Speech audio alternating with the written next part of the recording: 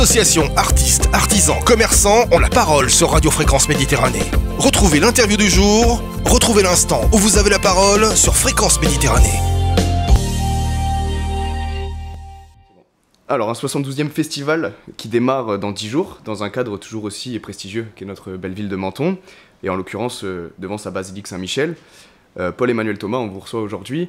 Quelle est la particularité peut-être de cette édition 2021 ? Alors bonjour, effectivement là nous sommes dans la dernière ligne droite avant le démarrage de cette 72e édition. Vous imaginez une structure qui comme ça a traversé plus de 70 ans d'histoire, toujours dans le même lieu historique qui est le parvis de la basilique Saint-Michel. Peut-être avant de vous parler du programme et du contexte particulier, je voudrais juste vous reparler du lieu, parce que c'est quelque chose de complètement incroyable. En fait, vous avez en cœur de vieille ville, sur ce piton rocheux, un peu abrité par la montagne du Berceau, ces deux façades baroques génoises, à la fois la basilique Saint-Michel et puis la chapelle des Pénitents Blancs, cette habitation en face, et puis ce quatrième côté ouvert sur la mer, et bien sûr la voûte étoilée. Et on a vraiment l'impression, quand on arrive dans ce lieu, d'où on distingue la côte jusqu'à l'Italie, la mer bien sûr, que c'est presque c'est bien sûr un décor de carte postale, mais presque un théâtre, mais à ciel ouvert. Et en musique, évidemment, on est toujours très, très préoccupé par ce qu'on appelle l'acoustique, c'est-à-dire comment ça sonne, comment le son se déplace et qu'est-ce qu'on perçoit. Et beaucoup de musiciens, et puis le public aussi, quand ils ne sont encore jamais venus au Festival de Menton, s'interrogent, est-ce que l'acoustique va être bonne ? Et en fait, grâce à ces trois murs, en fait, on a une acoustique naturelle, qui est bonne. Qui est très bonne, mais en plus, on a le charme d'être en plein air. Les concerts commencent à 21h30, vous arrivez par le bord de mer, vous montez les rampes Saint-Michel qui sont éclairées au flambeau, et puis vous arrivez là, la nuit tombe, les façades sont magnifiquement éclairées, notamment la façade de la basilique Saint-Michel qui a été refaite entièrement depuis maintenant 2 ans, enfin 1 an et demi, un peu plus. Et puis là, la magie opère. Les musiciens rentrent sur scène et pendant 2 heures, vous vivez autrement. Et c'est une vraie expérience, qu'on soit d'ailleurs mélomane, spécialiste, amoureux de la musique classique ou pas. Rien que le cas de la magie de cette expérience en vaut la peine. Alors après, cette 72e édition, c'est vrai, elle se passe dans un climat et des circonstances particulières, avec cette épidémie. Donc il y a des règles de distanciation, il y a il y a un protocole d'accueil, et puis la mise en place obligatoire du pass sanitaire pour accéder à la scène du parvis Saint-Michel. Donc c'est effectivement des contraintes auxquelles on est tous soumis cette année, ce qui colore les choses de manière un petit peu particulière. Mais au-delà de ça, parce que ça me semble pas très important, même si c'est pas forcément très agréable, mais c'est périphérique. En revanche, on va avoir encore une fois la chance comme chaque année depuis très longtemps, d'accueillir un peu les grandes stars de la planète classique, qui se donnent rendez-vous depuis plus de 70 ans à Menton. Alors sur ces invités, j'ai envie de dire, cette édition particulière, quelques fils rouges, comme chaque année. Le premier, c'est une thématique qui s'appelle Génération plurielle, où on a voulu mélanger des artistes très très très expérimentés avec des jeunes pousses, pleines d'espoir, très très prometteurs, mais qui sont plutôt en début de carrière internationale. C'est pas encore connu, quoi. Voilà. Et donc on a fait 2 concerts comme ça. L'un parrainé avec Alexandre Tarot, qui a obtenu cette année la victoire musique classique en France, et puis un autre concert avec une des légendes de la musique baroque, le claveciniste américain William Christie. Et dans les 2 cas, ils parrainent et ils vont jouer avec 2 jeunes artistes qu'ils vont entre guillemets chapeauter et aiguiller. Donc ça, c'est le premier fil rouge. Le deuxième, c'est autour du violon. Alors le violon, vous savez, à 4 cordes, donc on s'est dit on va faire 4 concerts donnant le répertoire et puis des configurations, des atmosphères que le violon nous propose très différentes. Donc on a un concert avec le violon baroque, donc avec cordes boyaux, un répertoire de musique ancienne. On a 2 concerts entre guillemets plus traditionnels avec 2 grands duos de sonates, donc violon et piano, l'un avec le célébrissime Renaud Capuçon, ce grand violoniste français qui nous fait l'amitié d'être un des artistes très fidèles du Festival de Menton, et puis un deuxième aussi que nous connaissons bien maintenant, le violoniste allemand Christian Tetzlaff, et ils seront tous les deux accompagnés par 2 très grands pianistes aussi, Bertrand Chamaillou et Lars Vogt. Et puis un 4e concert, cette 4e corde du violon, j'ai envie de dire là le violon un peu insolite, un peu extraverti, avec un violoniste serbe qui s'appelle Nemanja Radulovic, qui est quelqu'un qui a à la fois qui est extrêmement extraverti, qui va explorer de Bach jusqu'à Morricone, donc de la musique baroque classique jusqu'à la musique de film ou la musique traditionnelle. Donc ça c'est le 2e fil rouge. Après il y a bien sûr d'autres concerts, parce que comme chaque menu, c'est très important d'avoir des choses qui se répondent les unes avec les autres, mais aussi des choses qui viennent quelque part interrompre cette suite logique pour pouvoir aussi avoir une grande variété des propositions. Donc on va accueillir la pianiste italienne Beatrice Rana, on va accueillir aussi l'un des pianistes spécialistes de Chopin aujourd'hui, Raphaël Blachak, qui a gagné il y a quelques années le célébrissime concours Chopin à Varsovie, dont les éliminatoires ont lieu en ce moment à Varsovie. Et puis un concert de clôture aussi, et c'est leur début au Festival de Menton, avec un orchestre baroque, Capella Mediterranea, avec Alarcon, leur chef. Et ils vont nous proposer un programme, j'ai envie de dire, tout à fait adapté à notre géographie, puisque ce programme s'appelle Méditerranéo. Et il s'agit de faire de la musique baroque, du pourtour méditerranéen, et puis aussi de la musique traditionnelle, issue de la même aire géographique. Donc, j'ai envie de dire un concert dont le parfum va matcher parfaitement avec notre situation géographique. Donc une édition qui s'annonce riche en termes de propositions artistiques, avec des concerts très différents les uns des autres, et toujours, et c'est une des marques de fabrique du Festival de Menton, toujours un très haut niveau artistique. Et puis une deuxième série de concerts ils vont se dérouler cette année dans 3 lieux différents. Le Palais de l'Europe, avec le Salon de Grande-Bretagne, le Parc du Pian, qu'on a exploré l'été dernier, et puis un lieu qui vient d'être rénové et où le festival fait des concerts pour la première fois, l'église anglicane, donc qui est en bas des jardins Biovest, pas très loin du Palais de l'Europe. Donc une série de concerts qui ont lieu à 18h, avec des jeunes talents, et des projets aussi très variés, puisqu'on va faire pour la première fois au Festival de Menton la 4e symphonie de Mahler, pour une configuration hyper originale, puisqu'il s'agit d'une transcription pour quatuor d'accordéon et chanteuse. D'accord, ça marche. Et comment organiser un tel événement quand on est contraint à un pass sanitaire, à des limitations, une jauge de personnes, par exemple à 50 personnes? Comment organiser un tel événement avec autant d'artistes, autant de gens, mais en étant limité? Alors je vais pas vous mentir, c'est extrêmement compliqué, notamment parce que ces règles sont très mobiles.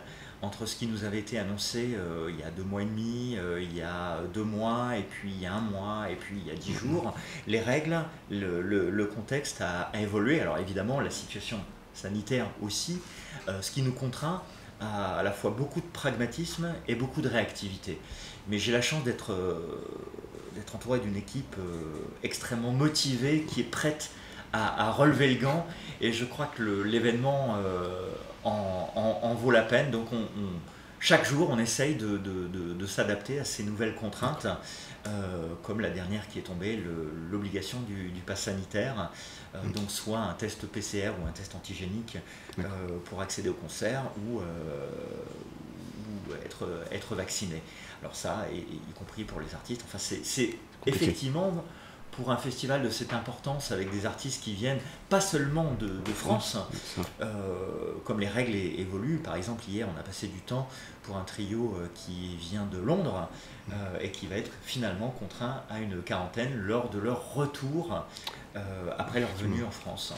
Donc tout ça, effectivement, demande beaucoup d'organisation, beaucoup de temps. Mais en même temps, j'ai envie de dire, toute l'équipe de production, les chargés de production, enfin vraiment l'intégralité de l'équipe qui travaille pour la ville de Menton pour organiser ce festival est vraiment sur le pont pour faire que cet événement demeure et reste une vraie fête de la musique. D'accord, ça marche. Et vous avez peut-être des objectifs via cette 72e édition, je sais pas, un objectif de personne, objectif de transmettre la musique? Quels sont vos objectifs? Pour nous, ça a toujours été très très important que le Festival de Menton soit un festival de partage, que ce soit un lieu où on puisse, de manière très authentique, très véritable, pouvoir mettre en lien un public avec des artistes qui ont envie vraiment de communiquer, envie d'être généreux. Alors je le dis souvent, la magie d'un concert, elle n'est pas dans le contrat. Je ne peux pas mettre, quand la ville signe un contrat avec un artiste, que ça doit être une soirée d'exception. Par contre, toute l'équipe, et moi compris, faisons en sorte que cette magie soit possible. Alors après, et c'est la magie du vivant, elle a lieu ou elle a moins lieu, mais en tout cas on fait tous en sorte que les artistes arrivant à Menton, le concert qu'ils vont faire dans le cadre de ce festival soit pas le 103e concert de l'année, avec éventuellement la lassitude ou l'indifférence qui va avec ça, mais pour que ce soit quelque chose d'un peu hors du temps, un lieu où ils se sentent à la fois accueillis, désirés, parce que je crois que la musique, comme tous les arts, que ce soit quand on est artiste ou quand on est dans le public, c'est beaucoup une histoire de désir. Est-ce que quand je vais à un concert, qu'est-ce que j'en attends? Est-ce que c'est juste pour passer le temps ou j'ai envie de vivre des émotions? Et c'est ça notre enjeu principal. C'est faire en sorte que ces concerts, ces soirées, allez, même si ça semble peut-être un peu ambitieux, mais peut-être nous transforment, nous fassent évoluer, nous fassent vivre en tant qu'être humain des moments complètement d'exception. Et que quand j'ai assisté à un concert, je sorte du Parvis Saint-Michel ou d'une autre salle un peu différent, peut-être un peu plus heureux, un peu plus épanoui, un peu plus conscient de notre humanité. D'accord. Vous parliez des artistes de haute voltige, etc. Par quels critères ils sont sélectionnés pour participer au Festival de Menton? Alors je fais souvent, quand on parle de programmation, un comparatif avec la grande gastronomie.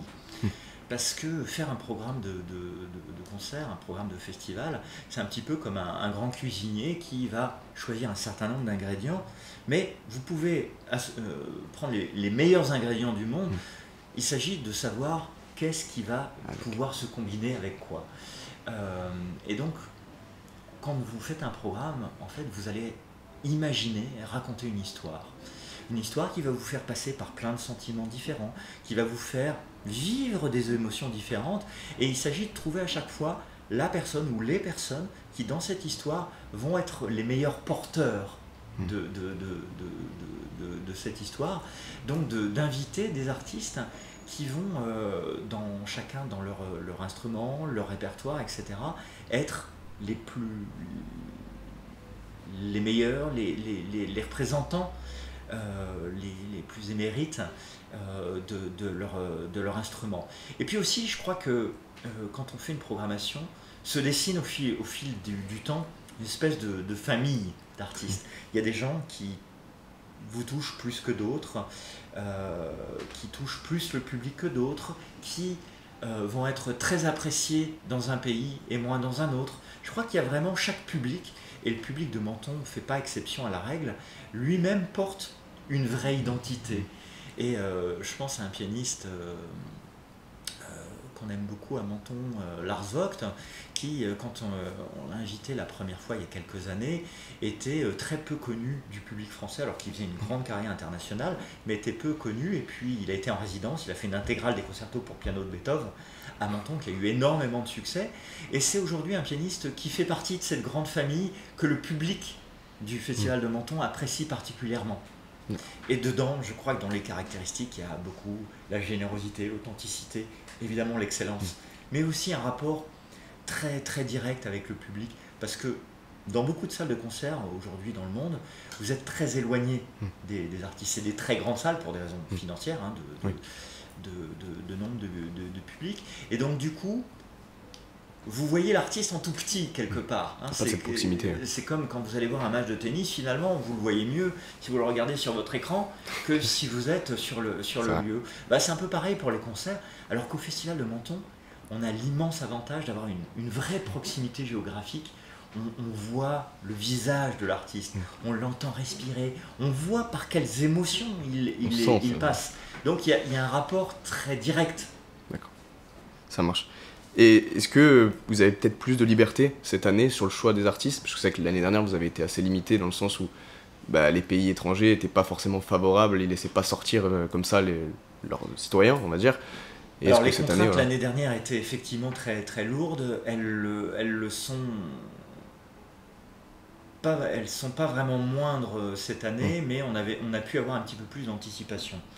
On savait que par exemple pour les pays d'Amérique du Sud, pour la Russie, pour l'Asie, ce serait très très compliqué.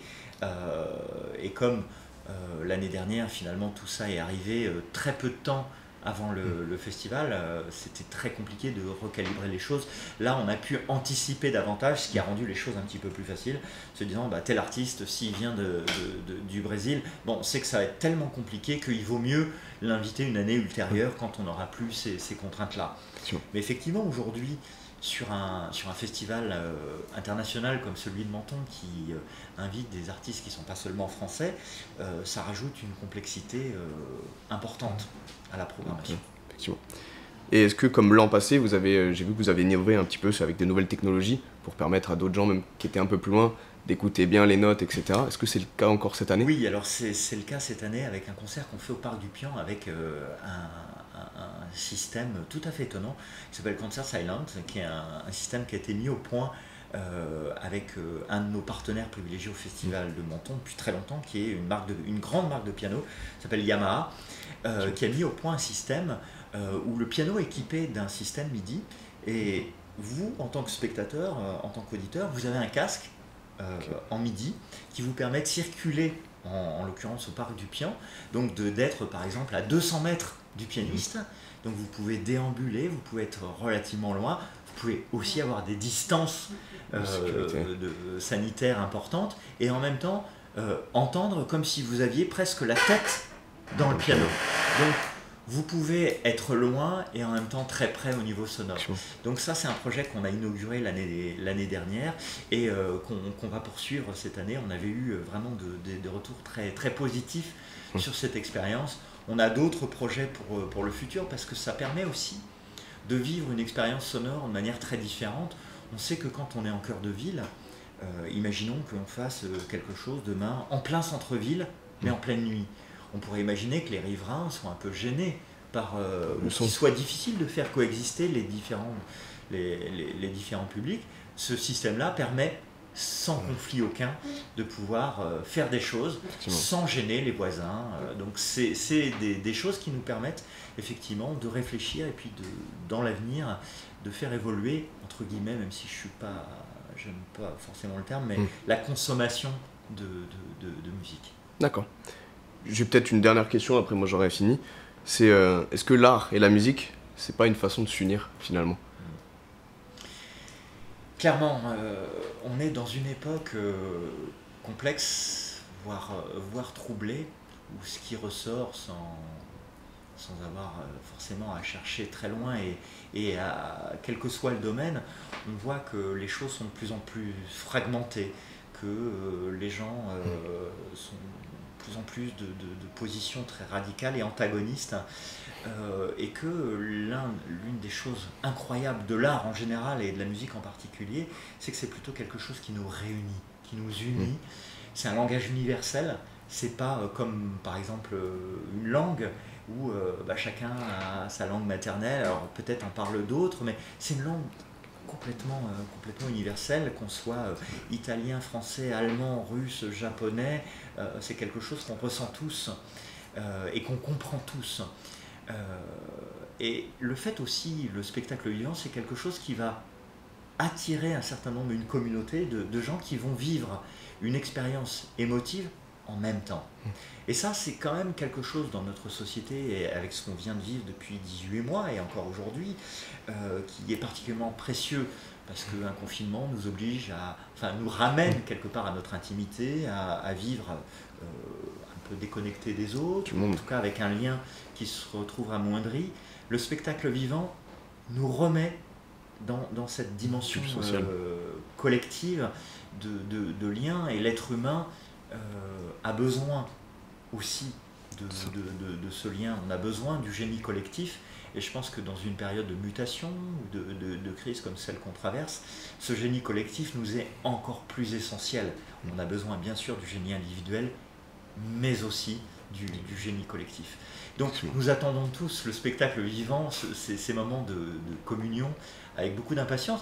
C'est d'ailleurs étonnant, les neurosciences ont découvert il y a quelque temps que le public qui vient à un concert, finalement les ondes cérébrales que nous émettons, au bout de quelques minutes d'un concert, s'harmonisent entre tous les spectateurs. Donc il y a une espèce de sérénité, de paix collective, et je crois que notre société aujourd'hui a bien besoin de ça. On est d'accord. Merci beaucoup. Merci et puis, à vous. On vous souhaite du coup un bon festival. On vous retrouvera du coup sur la basilique Saint-Michel avec à Menton. plaisir. À très bientôt. Fréquence Méditerranée. Votre radio locale de proximité à Menton et sur la Riviera française. 96.6 FM, www.fmradio.fr.